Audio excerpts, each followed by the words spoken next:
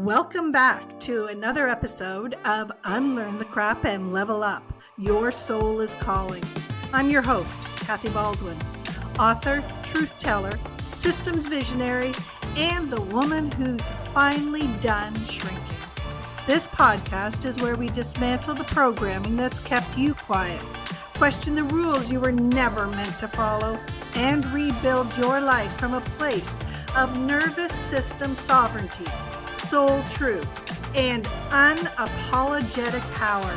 In today's conversation, this is personal. My guest is someone I deeply love, respect, and admire, Hanna Olivas. She is the CEO of She Rises Studios, the publisher of all three of my Unlearn the Crap books, a cancer warrior, and a global voice for women who refuse to be silenced. Hanna is the reason my story and the stories of so many other women have made it into the world. And in this episode, she shares how she continues to lead, love, and rise, even while living with a terminal diagnosis. We talk about healing in real time, legacy building, and what it really means to lead before you're fully ready. This isn't just a soul conversation, it's a soul ignition. Let's dive in. Welcome to another episode of Unlearn the Crap and Level Up. Your soul is calling. My name is Kathy Baldwin. I am your host. And as you know, Unlearn the Crap is about the acronym that stands for Conditioned Responses and Automatic Programming. It is the neuroplasticity of how our brain wires our thoughts, our feelings, our beliefs. It is that which sets us on an autopilot. But it is also more than just the energy, because everything energy is also physical. And so that crap of our thoughts and our feelings translates into how our biochemistry works, how our life is comes about, our results. Everything is interconnected, interrelated. And when we have disempowering crap in the way, all it's going to do is take us off course.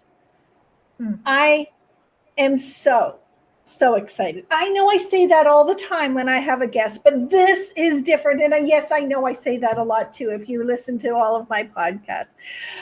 But this is really different because while I curate the most amazing people and we talk about topics from everything from sex to money to business to emotions to health, healing, government, we talk about everything here. This is someone that I adore, someone who's a part of my personal business and everything life. I am so thrilled and honored to invite Hanna Olivas, the founder of She Rises Studios, the founder of She Wins.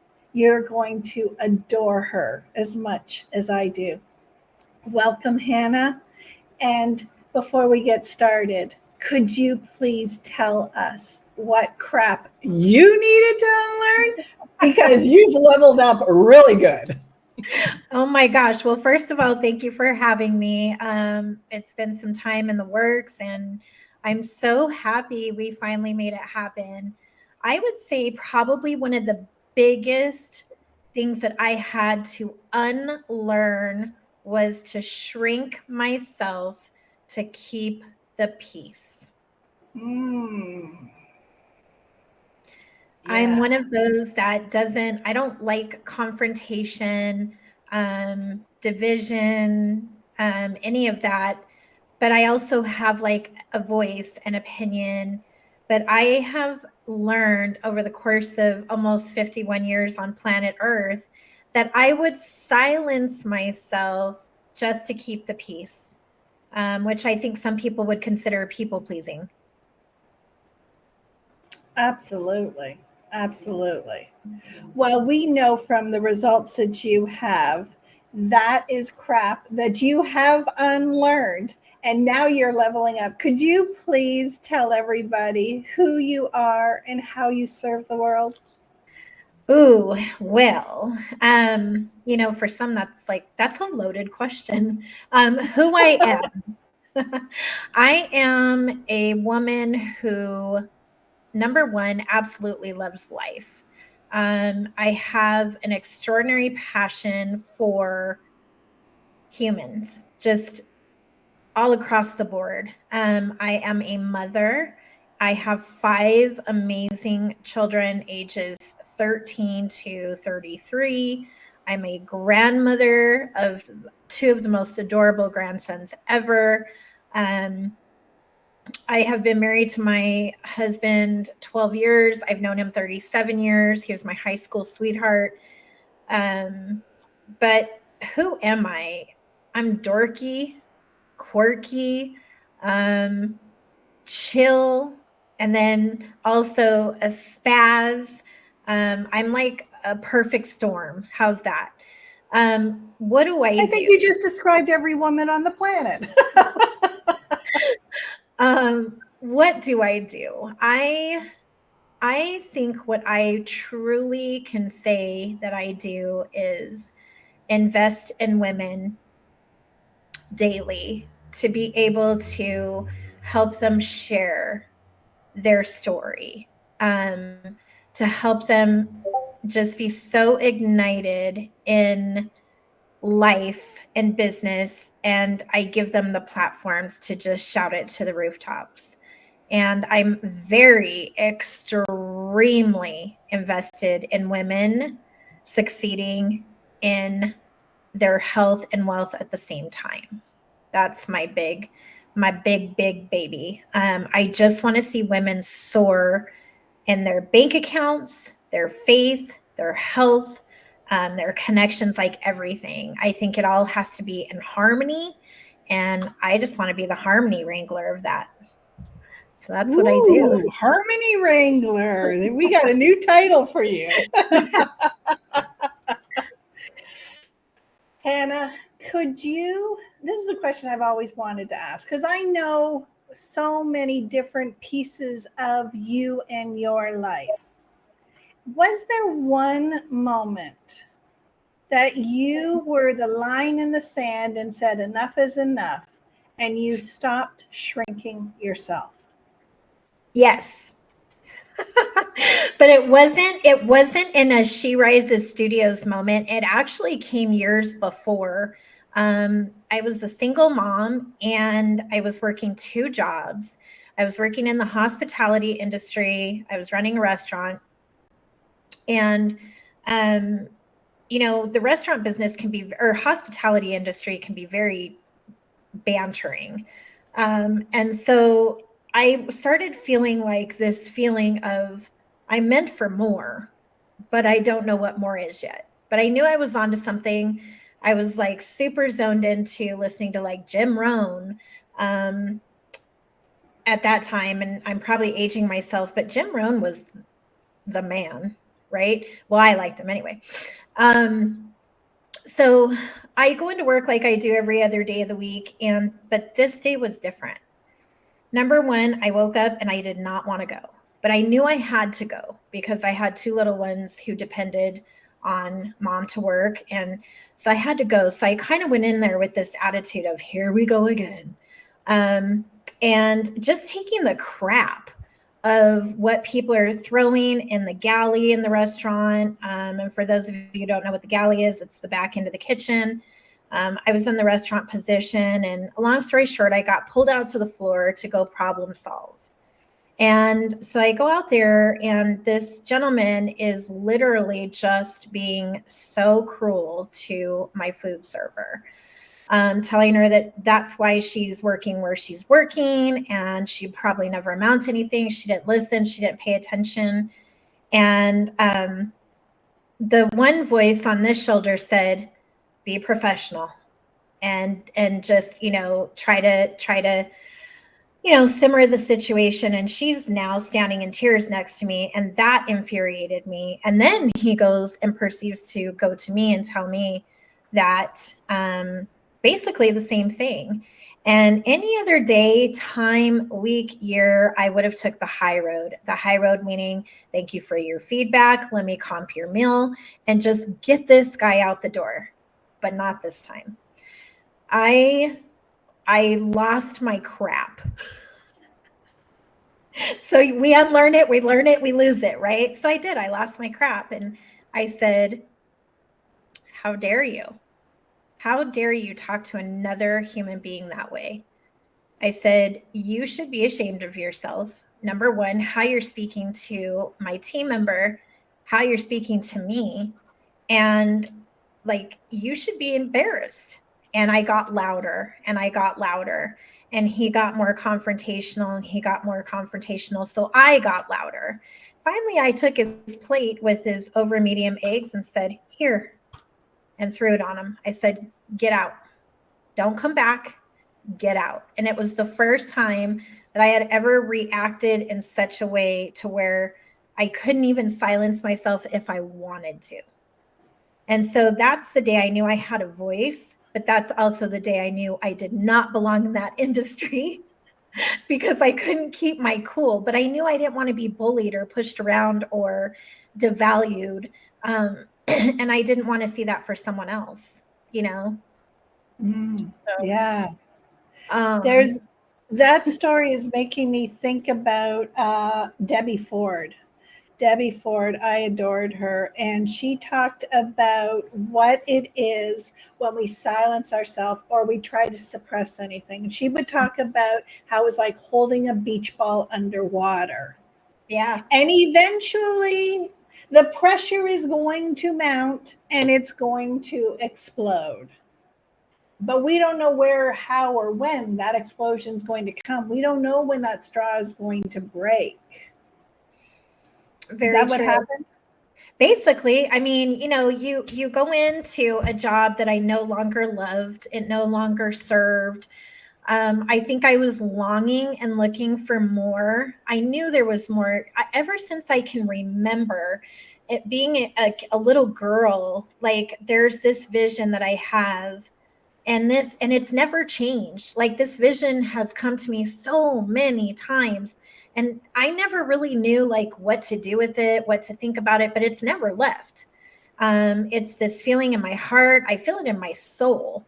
And so that it started to kind of come out and reveal itself. So I went into that space and place that day already like, God, I want more for myself. I want more for my kids. This can't be my life.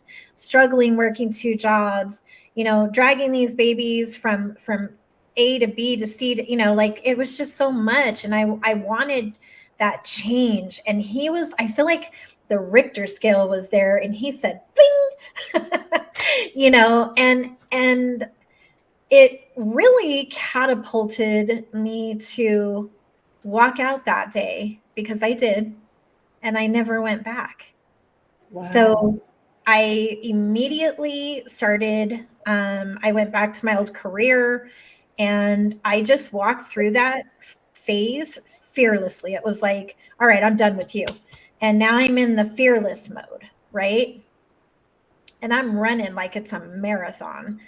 And then all of a sudden, guess what creeps in? Crap. Crap and fear. Crap and fear, right? Fear of fear of, do I belong here? Is this what I'm supposed to be doing now? I just felt like there was always this tug, this higher calling, but I would just consistently go back to shrinking my voice, shrinking my presence, not wanting to stand out. And that comes from crap of not feeling worthy, not loving myself. I didn't really truly fall in love with me until my late 30s. I was like, girl, you are the bomb. I love you. Like, I love you, all of you, all of me. Like, but before I didn't. And so I think that shrinking thing that I did was like actually a protective mechanism. Because if I shrunk myself, nobody could see me or really hear me or right. And then I just blend in. But the powers that be, the vision that's within, the divine intervention says, you're not doing that.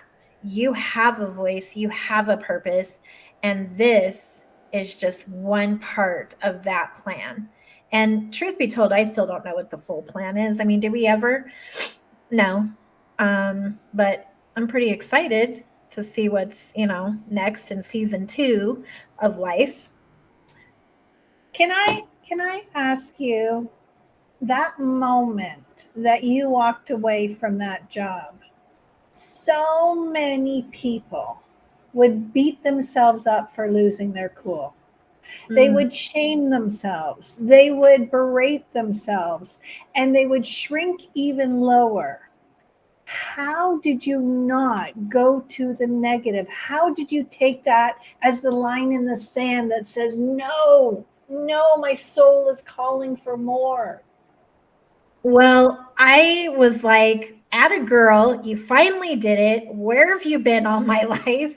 And instead of doing what you just described, I was the other way. I think it was like, it was like my breakthrough moment. And I was like, woo, like I just felt this relief and release of so much bottled up um that no longer was there. Like it felt like I weighed 0 pounds. Like all that burden was gone. I felt weightless, And so for me, I did not, I still to this day don't even regret that, because that was a pivotal moment in life for me where my career changed, how I saw life changed, how everything was different from that day on. And it's clear as day. I'll never forget it. It's like it just happened. But I didn't regret it. I don't know if that's normal. But I have no regrets from that moment. If anything, I'm thankful that it actually happened, because who knows, if it wouldn't have, where would I be, So I celebrated and continue to do so, with no regret. I truly believe that our zone of genius lives on the polar opposite of our challenges, Mm. and that life will start in a little whisper and a little tap on the shoulder, but eventually it will make us listen. And I love the fact that you had that moment so early in your life, in your 30s, because I didn't have mine until I was in my 50s. I was one of those good girl, was so ingrained in who I Mm. was raised to be. That was my family of origin. I was born in 1965. So you said you're almost 51. Well, I just turned 60. And that decade difference, I truly believe, had us so ingrained in be good, be quiet, that Mhm. made everyone else ahead of you. What was your family of origin like? Oh man, you just described it. The only difference is, like, I was raised by my grandparents most of the time. My mom was in and out, single mom. My dad just, he's really to this day very irrelevant. But my grandparents, one is from Norway, the other is from Holland. The traditions are different. And my grandmother was like that too. She was quiet, she would shrink. And my grandfather was like this, "Whoa," and so I feel like being exposed to that kind of created that path that I was on for a while. I had to unlearn it. And if she was here today, I would just tell her, Grandma, we got to talk, girl, because that stuff of you shrinking and people pleasing is not the business. And I feel like she would have had so much more joy. Like, I can't even recall a time other than like between her and I when I saw her laugh or smile, except when she was like, I love you. She was very affectionate with me, very protective of me, but shrunk. And so that's the house that I grew up in, was being quiet, sweeping things under the rug. We don't talk about that. We didn't even talk about periods or bank accounts, or like, it was just, you're going to go to church, you're going to read the Bible, you're going to sing the hymns, don't talk back to me, et cetera, et cetera. And I can tell you a funny story of another time I got my voice. And this is the first time I've ever shared this publicly. So I'm honored. I went to church with my grandparents like clockwork. And I remember this so strongly. And then it's like the funny joke in the family. So we go to church, and my grandma always had to have me in these fluffy dresses, these pixie haircuts, and I had curly hair. Oh my gosh, the things that she used to try to do to my hair anyway. And these ensembles. I was like her doll almost. But so, here I am in church. There's about 300 people in the congregation, and I'm mad because I asked for a candy and she said no. So I started running up and down the church saying, fuck, fuck, fuck, fuck, fuck, fuck, fuck, fuck, fuck.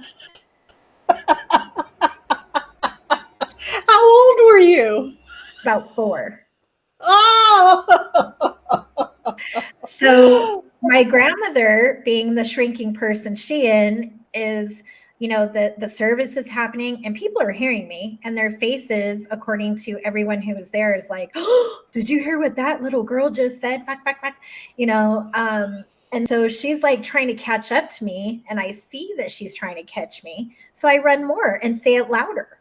So finally, my grandfather's on one side, she's on the other, and my uncle's on the other. They corner me. They take me out to the foyer. And, back in those days, they had those phones in the church. Well, I don't know if every church had it. Anyway, long story. My grandmother was so miffed at what I did and so mortified. She calls my mother and she goes, do you know what your fucking daughter did? And she's dropping the F-bomb in church. Everybody can hear it. And so that was my voice. That was her voice. And that was, I think, one of the starting moments of, now I'm not saying for people to go run through the church and say that, of course, but it just was. And so to this day, it's like the story that gets told to my friends and family. And it's kind of the joke, that I've become this outspoken, tell it like it is kind of person, but I had to unlearn some stuff to get there, so. And I bet she did too. You said your family was from Europe, Norway, and Holland, you said, right?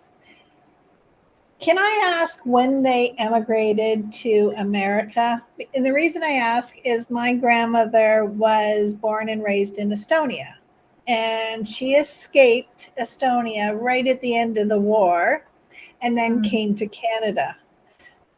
I'm wondering how much of our previous generation, because this is something I've explored with my family of origin, how much the war, how much World War I, World War II affected people and created crap that we have to unlearn. So they came over through Ellis Island in the late 1940s. My grandfather was in World War II. He served. My grandmother was raising her other 9 siblings. She had a very big family. And so they met, came here, and I absolutely wholeheartedly believe that the things that my grandfather went through, being exposed to the war, definitely had a ripple effect. He suffered from anxiety, panic, depression. He had 2 nervous breakdowns. He tried to commit suicide. And then later on died from cancer. And so I do believe that that time was a lot for him, for my grandmother, for my mom, my uncle, witnessing a man who had mental health issues that the world hadn't really fully recognized. As he went for shock therapy, that's what they did in those times. And so I don't know if my grandmother ever was experienced joy. Like that's always been a thing for me thinking back. And I think that's why she always called me rambunctious. She would say, "You're so rambunctious. You just want to do what you want to do and say what you want to say now." And I would tell her, "You should too. You should too." You know, but then I would shrink again. It was like this thing. I played the yo-yo effect. One minute I want to be seen, I want to be heard, I want to be valued, and then the next thing I want to go recluse. And I watched her do that. I watched my mom do it, you know, and so I think we learn a lot of crap when we're young, a lot. Yeah. Like Yeah, it great. comes through our ancestral DNA. It comes through our belief systems. It comes through the chemicals that are injected into the fetus as we're growing, because emotions are chemical reactions that translate into our body. And when we suppress, when we push down that beach ball into our heart and our soul, we're just creating more disease, crap, and things that disempower us. Yeah, I agree. Hannah, I'm really seeing the foundation of how you created She Rises and the things that are so important to you. Because seeing what you just described about your growing up and watching how you support and nurture women, how can you talk to us about how She Rises was born and the evolution of that? Because I have, being in your world for the last couple of years, I can see it, but I want our audience to know. Oh, yeah, that came from a crap unlearning the crap moment too. Oh man, that one might even make me tear up. When we were talking about, you know, young Hannah, what there were so many things I was exposed to in such a short amount of time. And I shared, like, you know, I was raised by my grandparents who were like, keep it in the family, sweep it under the rug, churchgoers, have a reputation to maintain. And then there's my mom, my beautiful mom. She's still alive and well. I didn't really know my mom until about 9 years ago, where, you know, I got this crazy cancer diagnosis, and all of a sudden, you know, she's like hands on, like helicopter mom. And so, but there's this space between then and diagnosis where my mom was just constantly learning and unlearning crap. Single mom, I have a sister, my mom's doing drugs, my mom's dating the most horrible men. I was exposed to sexual molestation. I was exposed to things that no child should be exposed to. And so that shrinking that I'm talking about really was a way to protect me, because if those guys didn't see me or hear me, then they wouldn't try to touch me. That was my way to protect myself. And Yeah. so now fast forward through life, these moments that I'm talking about, you know, the day in church, the day at the restaurant, and there were lots more. But the most pivotal moment for She Rises Studios creation was I had already been diagnosed. I had already opened up my nonprofit, but I was like, I cannot let this disease be the thing that consumes me. I just can't. I have to do something. And what am I going to do? And like, I had all the pity parties. Like, why do I have to get cancer? Why do I have to be sick? Trust me, I've had them all. I've put up streamers, blown balloons. Like, I've had the parties. I've even invited people to my parties. So one day I just got some news, and I'm like, man, here we go again. I'm tired of this. Like, is there anybody else out there that feels like that? Like, is there? Like, that's the question. I'm having a literal conversation with myself in the shower. And I'm like, just, I want to swing. I want to just denozo the crap out of cancer. And so I'm just like, what am I doing? What is this? What am I supposed to do? How do I fit in this world? And then I kept thinking about my kids, like my husband, my kids, my world. Like, am I going to see them? Am I going to live long enough to see my grandkids grow up, or more grandkids? Like, life is just like phew, phew, phew, in the shower. And then there was this moment, something saying she rises, she leads, she lives. Like, it was just so clear. And so I'm like, what do I do with that? What do I do with this crazy voice of mine, this chaos that's like coming out? And why am I hearing she rises, she leads, she lives? What is this? What's this about? So I take it and I go into work for the nonprofit stuff. And I'm sitting there with my daughter, Adriana. And I told her, I go, we have to do something else besides this nonprofit. Because if we only do this nonprofit and only focus on cancer, I'm going to die faster. Because it's when you surround yourself with that, your spirit is broken. Like, I watched people who got diagnosed with the same disease as me die. And so I got an opportunity to share my story on the Tamron Hall show and People magazine in New York City.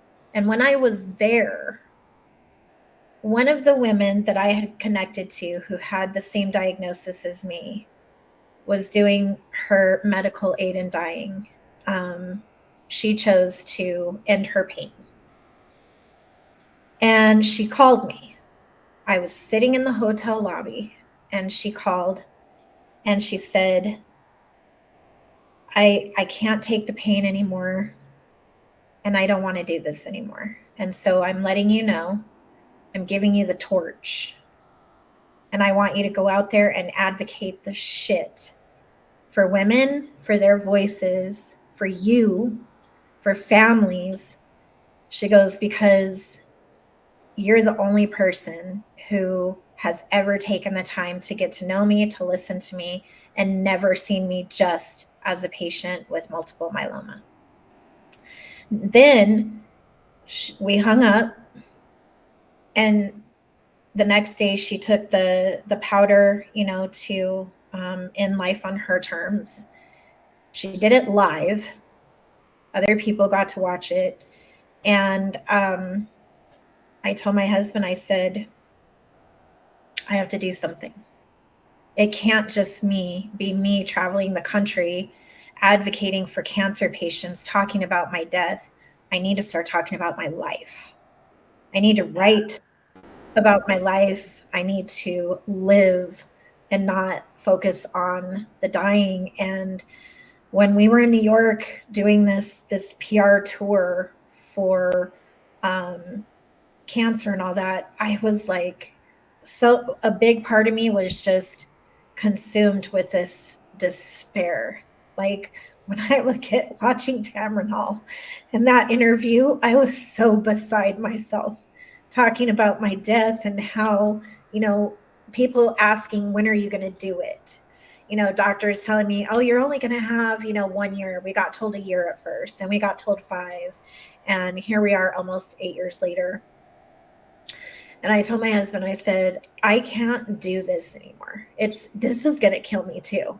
Because when we speak of death, when we speak death over ourselves, and there's lots of ways to do that, I noticed that it was getting worse and worse. And so when I had that moment in the shower, when I had that moment in New York with Cherie, when I had these moments, and I have this moment in this room with my daughter, and I said, we should do a podcast. We cannot be the only ones in the world going through crap like this. Like, there has to be other people. And so I said, we could do, I said, here's what I heard in the shower. And it's kind of the joke. Adriana always will say, my mom always gets the ideas in the shower. It's a true thing. So we decided She Rises Studios podcast. That's what we kicked off with. And we had one guest, then we had two. And every time we shared, it blew up. Like, we had an Instagram page that got hacked. I don't know how many times. You little hackers out there need to quit hacking people. Anyway, we just saw this, like, and then the pandemic was happening. And so women are like, what do I do? Businesses are closing. Women are becoming the head of household. Like, there's just crap happening everywhere. And so I said, we're going to be the safe space. We're going to be the space where women can come and they can share it. And we're going to meet them where they are, right where they are. And at that point in time, it was just life. It wasn't even business. And it just kind of evolved from there. And then, someone reached out and said, hey, what you girls are doing is like a game changer. You should write a book. And I was like, okay, let's write a book. So that process was painful for so many reasons. But one thing that came out of it was the beauty of witnessing women connect. And it wasn't my publishing company, it was under someone else, but the connection of these women, strangers coming together to write an incredible book, an anthology. And I made lifelong relationships from that. But I didn't like the system that was in place and how certain things were done. And I told my daughter, I said, God, if we did something like this, we could do it so much more impactful, intentional. And she goes, let's do it. Let's do it. And I was like, we do not know how to publish. Like, that's a whole process. You got to get licensed as a publisher. Like, you got to, And she said, we can do this. I could do this. This is an Adriana thing. I could do this. I could do this. And I was like, all right, kid. So we published our first book, and then it just went from there. So podcasting, publishing books, turned into us wanting to have a platform, the online streaming platform, Phoenix TV, to what it's evolved to today.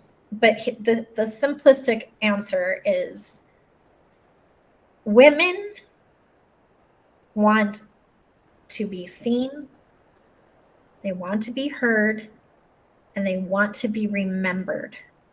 It is so simple, guys.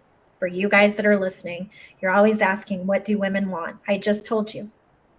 They want to be seen, they want to be heard, and they want to be remembered. And seen meaning loved, respected, right? Supported, heard, meaning when they're telling you and talking to you, you're not overpowering that conversation. Remembered, they're legacy makers. Yeah. It's that simple. I think it's a little bit more than that, because I'm going to add a word to that. And that is mattered. Mm-hmm. That our life matters. Our experience matters. What we've gone through matters. The journey that you have gone on. Can I ask you, you said when you were in that restaurant that you had a stirring, you had a yearning. You didn't know what it was, but it was a strong soul's calling. Do you feel that you've hit it into that place now? Do you feel that you are now in that calling and living it? I do, but I still think there's more to it.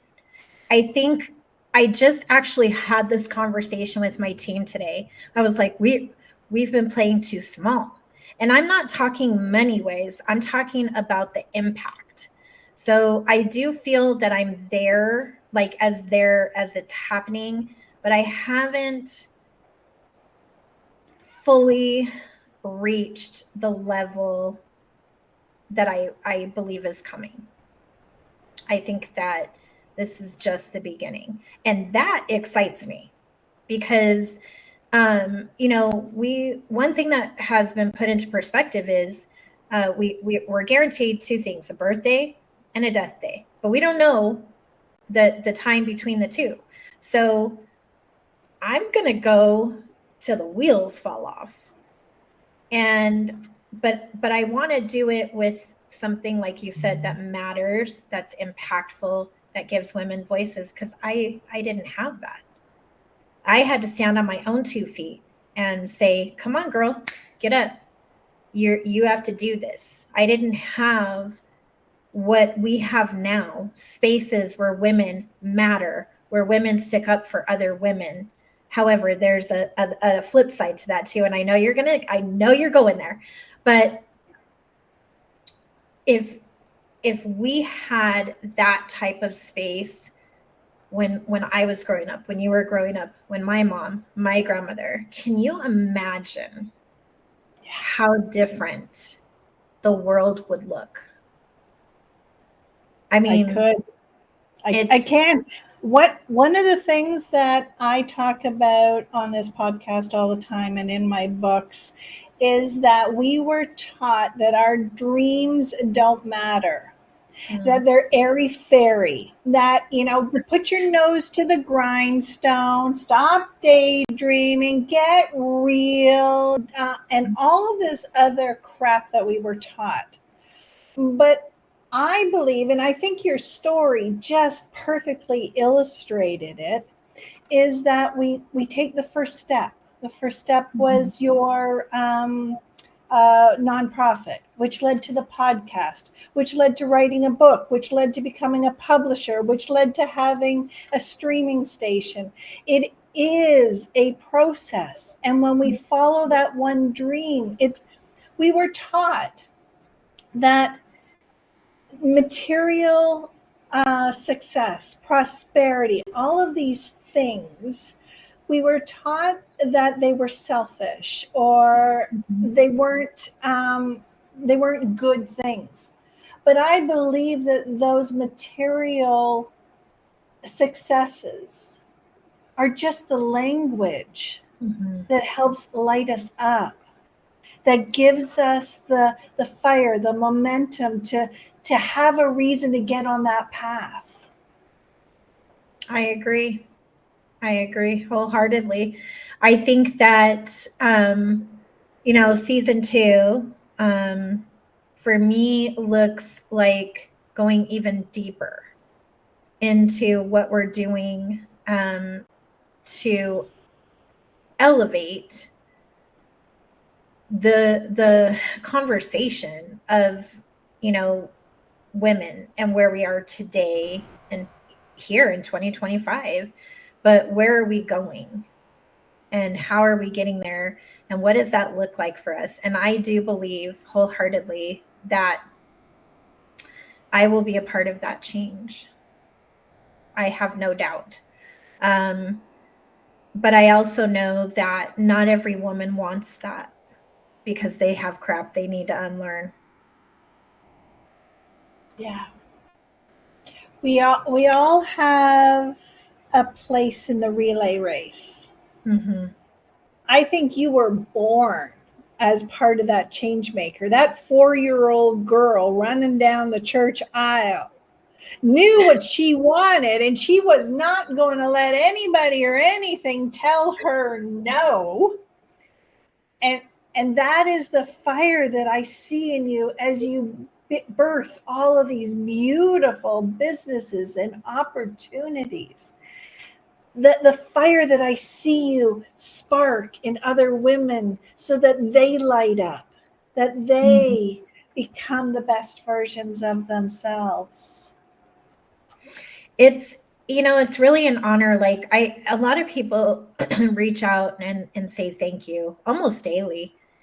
But I always tell them, you got it wrong. Thank you, because you let me in to bring your dream to a reality. You let my team in, you became a part of our family.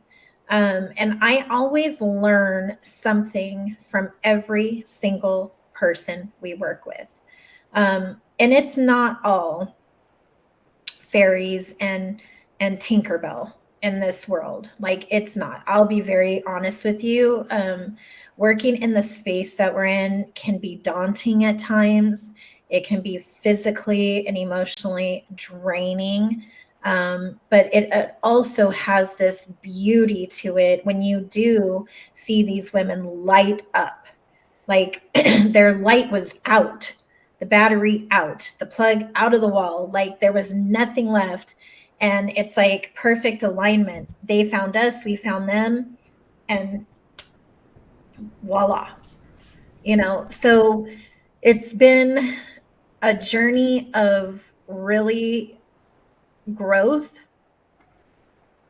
a lot of self-discovery, but also I have a deep, intense want to learn human design. Like, what makes women tick? Why do they respond the way they respond? Why do they treat each other the way they do? Like, those things I want to know. I want to be a change maker, because that space that we're talking about in She Rises Studios, and there's tons of women empowerment spaces. But do you know what I hear more now than ever is the toxicity in the women's empowerment spaces. That to me is crazy. Well, we live in a universal law world. Mm-hmm. We live with polarity. And so the beauty and the fire and the passion, it can only exist with the dark side. And I believe that the craziness that our world is in right now is part of the paradigm shift that we're experiencing. That we have come so far for so long, thousands and thousands of years of more and more control and power and disempowering of the individual, that all of these systems are breaking. And I know my audience is probably tired of me saying this, because I probably say it in everything, but it is breaking because it has to break. And for it to break, we must look at the darkness. We can't have the light without the darkness. You created She Wins out of the darkness. Oh, yeah. That was, 2024.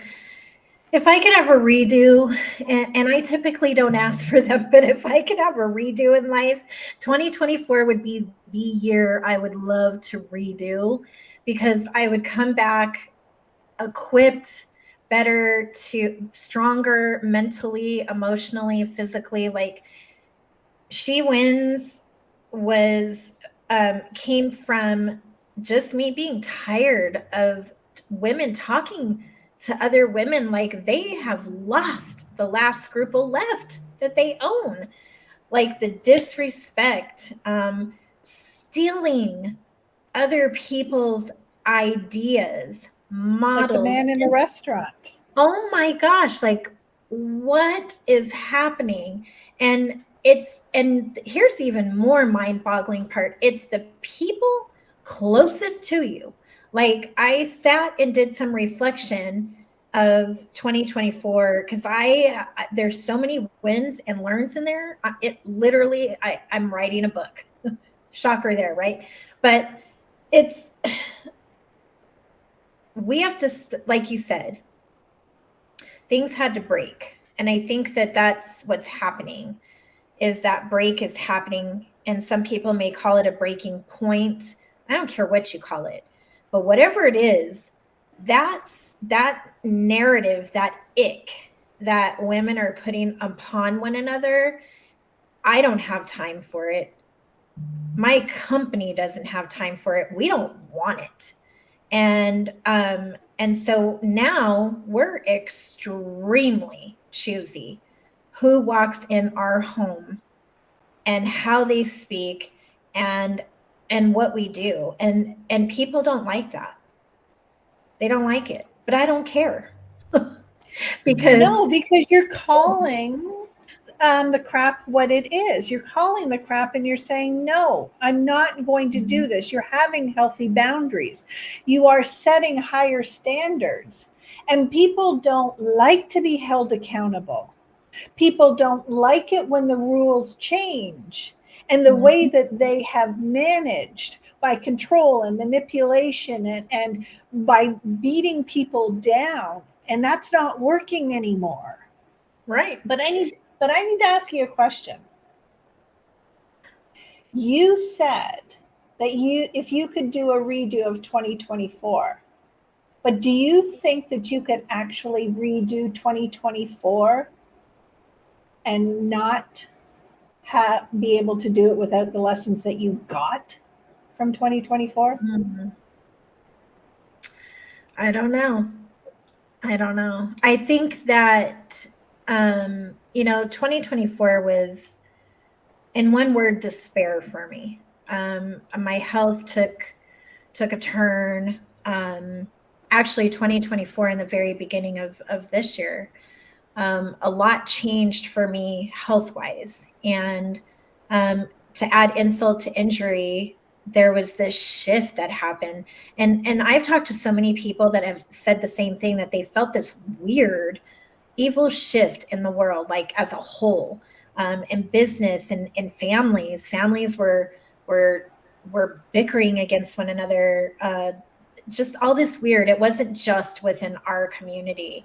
The Mean Girls were like in full effect. It was like they were like there was a sound off. All mean girls calling all mean girls, and they're like right here reporting for duty, and and then here's me, Unfortunately.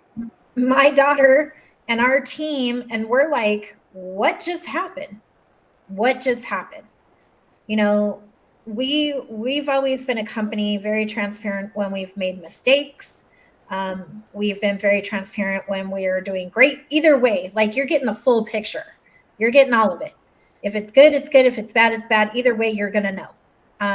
We decided that was a true part of being an entrepreneur, is like, you have to tell the truth. You got to keep it real, because women like to compare themselves to other women, other businesses, and anything else they can compare to. And we did not want to be caught up in that, in the comparison. If we made a mistake, we made a mistake. We have to own it. It might hurt. It might suck whoppers. And it did. But at the end of the day, we still showed up. We still did what we needed to do, even though physically, for me, mentally and emotionally, that was one of the hardest battles. It was harder than fighting cancer. And I was doing both. So I think if I did have the chance to redo 2024, here's my message to all those mean girls. Number one, I wouldn't even care what they say. I wouldn't care what they think. I would be unoffended, because I'm looking at the source of where it's coming from. And I don't care anymore. My silence era is over. I called it my quiet era. 2024, I was literally in the deep end with no life jacket. And I will never allow someone else's opinion or someone to treat me in that manner ever again. So now I'm getting louder. I'm going to be the whistleblower to catch the attention of women and tell them, look, you should be on the same team. It's okay if you do the same thing that I do, but let's do it with some integrity, originality. Let's have conversation. Not everything has to be done in a Zoom. Get in a room. You always hear me say this, Kathy. Get in the room. Because when people can feel the connection to you, they can read if you're real or if you're bullshitting them. That's just the reality, right? So getting in rooms, building relationships, talking it out. How many, think about this, when I opened up She Wins, and we shared what the premise of She Wins is, nice girls finish first, no more mean girls. I had so many women in my DM saying, oh my gosh, I experienced this mean girl in X, Y, and Z situation, and this situation, and that situation. I honestly thought we were the only ones being picked on. And then lo and behold, we let it out because I didn't want to shrink to fit anymore. I didn't want to shrink my voice. I just wanted to come out swinging. And I came out to a place and space where I was not alone. We were not alone. And that's what She Wins is like, we're trying to change the narrative. If you win, I win. If I win, you win. If she wins, we win. It's that simple. But we have so much work to do because women still carry it's a man's world. It's a male dominated world. I'm Latina. I'm a minority. Well, I'm Latina too. I'm Norwegian, Dutch, German, and Mexican and Italian. So pick your poison, right? I got discriminated against, made fun of in a book I wrote with other women because I wasn't Latina enough. You should read the book. It's called Breaking the Glass Ceiling. And I was shamed in my own book for being the white girl. That is crazy. I didn't fit in the cliques. And one thing that I've learned about this girl is I'm not a clique girl. I don't fit in cliques. I don't create them. I don't fit in them. I make a table. I'll make a chair. And I will plant that anywhere I go. I will not ever give a woman control, or a man control, of my feelings, my actions. I will not ever let them destroy me, ever, ever again. And they got pretty close. So now I'm equipped better. I make the jokes, I have armor. My armor is my coffee, my faith, my prayer, my crazy dances in the morning, my crazy kids, like all of that's my armor. And so when you talk about being in the space like you are, the space I am, I don't know if people realize how much tenacity and grit you have to have, the resiliency to be able to pick your ass back up after somebody keeps trying to knock you down and knock you down. And most of the time, they don't even know why they want to knock you down. It's like I said, all mean girls report for duty, and there they are. It's like Squid Games in the women's empowerment space. So my question is, why wouldn't we want to have She Wins, She Rises, and all those things, but have them, but then do it, like do the work? I don't know. That's my thought. When your story is just such an amazing, perfect example of unlearning the crap and leveling up, of universal laws, of all of the crap that is put in front of us. And we get to choose, is this going to empower me, or is this going to disempower me? Am I going to let this break me? Am I going to let this story define me and keep me down? Or am I going to use it as fuel? You are freaking amazing. And I am proud to call you a friend. And I'm also proud that you are my publisher for my books, and that you are my mentor. And I sing your praises everywhere I go. And I could not recommend you more, louder, higher than I do. Hanna, for those who are hearing you and they're identifying with you and they're saying, yes, I want more. I want to come into my own. I know that you'll be there for them. How can they find you? Oh, that's easy. It's just sherisesstudios.com. Or Hanna Olivas. You just Google my name and there I am. But sherisestudios.com is the easiest way to find me. Of course, Instagram, LinkedIn, and all the social media platforms. And on a really good day, you'll find me in a great coffee shop or in a karaoke space. And where I know they'll also find you is every Thursday morning, you have a free Coffee Connect that everybody is welcome to come to. And they can find that on She Rises Studios as well. Yeah. And it's, I love that group. Coffee Connect Create is really, that's what we do in there. And it is every Thursday, 7 a.m. PST, like clockwork. 10 a.m. Eastern. Yep.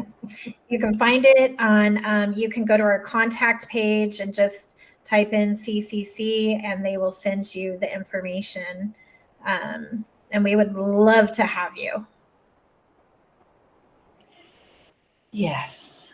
And so for those who want to discover who they are, who want to become a bigger, better version of them, they feel their soul calling something, and they may not even be able to articulate it yet. I know that you have something for them with whatever stage they're in. Hanna, thank you so very much for being my honored guest. And I don't know how I found you. I don't know how the universe lined up, but you are one of those things that I am grateful for every day. Thank you for being on Unlearn the Crap. Thank you for being in my life. Thank you, Kathy. And it's so reciprocated on so many levels. The time that I have been able to spend with you and see you and work with you and just all the different things, it's like what we were talking about. It's that blessing. You're a blessing to me. You're a blessing to my daughter, to our team too. But also, you're a blessing to the community. And that's what winning is for women. It's not just, it's you're putting out that light. You're doing it too. And this is my call to action. You feel this tug, do something. Like if you don't connect with us at She Rises Studios, find a home that calls to your heart, speaks to your soul, and get in action, because we need you. We need you, girls, women, to come on. Just, we need to change some things, and it all starts in our own backyard. Absolutely. Absolutely. Unfortunately, we're out of time. So I want to thank you again.